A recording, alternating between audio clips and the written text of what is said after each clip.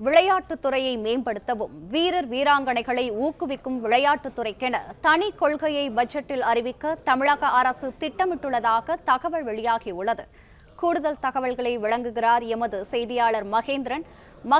வணக்கம். விளையாட்டுத்துறைக்கான தனி கொள்கையை பட்ஜெட்டில் அறிவிக்க தமிழக அரசு திட்டம் என தகவல் வெளியாகியுள்ள நிலையில் இது குறித்தான மேலும் விவரங்கள். தமிழ்நாட்டில் விளையாட்டுத் துறையை மேம்படுத்தவும் வீரர்களை ஊக்குவிப்பதற்காகவும் மாநிலத்திற்கென பிரத்யேகமான தனி விளையாட்டு கொள்கையை இந்த நிதிநிலை அறிக்கையில் இந்த அறிவிப்பு வெளியாகும் என தகவல் வெளியாகி இருக்கிறது. புதிய விளையாட்டு கட்டமைப்புகளை உருவாக்குதல், கிராமப்புற திறமையாளர்களை கண்டறிந்து பயிற்சி அளித்தல், வேலைவாய்ப்பில் விளையாட்டு வீரர்களுக்கு முன்னுரிமை அளித்தல் உள்ளிட்டவை இந்த தனி விளையாட்டுக் கொள்கையின் முக்கிய அம்சங்களாக இடம்பெறும் என்று தகவல் வெளியாகி இருக்கிறது. வரக்கூடிய 5ஆம் தேதி தாக்கல் செய்யப்பட்டிருக்கூடிய இந்த நிதிநிலை அறிக்கையில் தமிழ்நாட்டிற்கென தனி விளையாட்டு கொள்கை அறிமுகப்படுத்தப்பட உள்ளதாக தகவல் வெளியாகி இருக்கிறது.